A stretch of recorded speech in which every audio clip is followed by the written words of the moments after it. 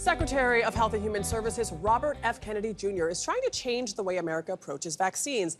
And yesterday, he made a big announcement to that end. Kennedy dismissed all 17 members of the Vaccine Advisory Committee at the Centers for Disease Control.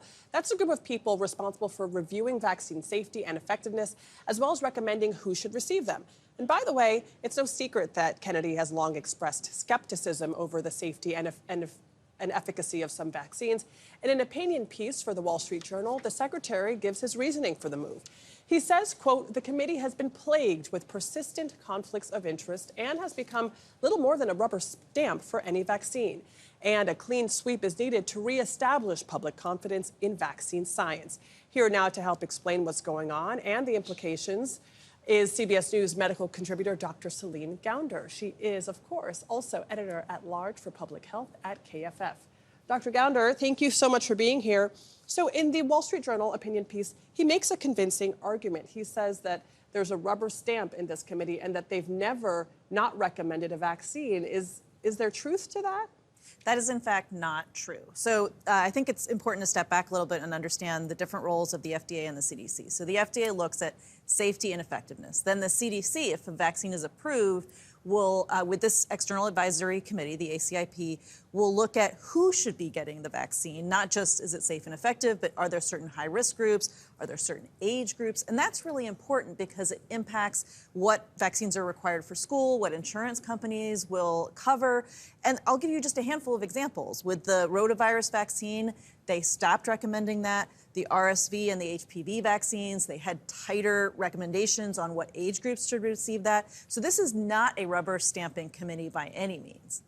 Dr. Gounder, I want to go back to the op-ed that the secretary wrote in the Wall Street Journal. He says this is about restoring public trust in vaccines and rooting out conflicts of interest. Is there any merit to what he's saying? What he is referring to with that 97% is an Officer of the Inspector General report looking at the forms that people are submitting, reporting their conflicts of interest. Now, imagine on your tax returns. Do you ever make a small mistake? That's very different from cheating on your tax returns.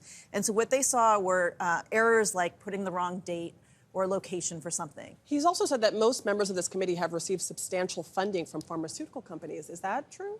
That is not correct. In fact, to serve on this committee, you cannot own stock in a pharmaceutical company. You cannot serve on an advisory board or a bureau affiliated with one of these pharmaceutical companies. So the restrictions are actually quite comprehensive. Sorry, go ahead. This committee was supposed to meet at the end of the month to review vaccines. If now that there are no members of this committee, do we know anything about the timing of when there could be new members? And if there's a gap in this committee, what does that mean for vaccine approval this year? For kids especially. Well, you know, we had heard a couple weeks ago about the COVID vaccines in terms of whether they're recommended for kids or not, whether they're recommended for pregnant women anymore. The administration pulled back on that. Kennedy pulled back on that, really getting ahead of that committee meeting. And so, in a sense, they've made the decision even before that committee met. Really quickly, before we move on to something else, what do you think his end goal is? I mean, should we, the public, give him the benefit of the doubt that he is trying to make things better for the American people? Well, we know he's had a long-standing anti-vaccine agenda. What he is doing is decreasing trust in the vaccines. He's politicizing what is normally a super boring scientific process. And what I'm concerned, and many experts are concerned about, is that this will lead to reduced vaccine uptake and more outbreaks like the measles outbreak that we're currently seeing in West Texas. All right, let's talk about this new health entity that's being proposed by the Trump administration as part of their 2026 budget. What can you tell us about this proposal for a healthy America and what's going to be included in it? So the new Administration for a Healthy America, AHA, is going to be subsuming many programs from what were previously at the CDC. But in doing so, with this restructuring, that also gives cover for some pretty substantial cuts to many of these programs. So we're seeing cuts in prevention, cuts in public health, cuts in behavioral health. There will be a little bit more emphasis on primary care, although how that's going to play out when you're simultaneously cutting Medicaid, I don't know, and a big emphasis on telemedicine. Wow.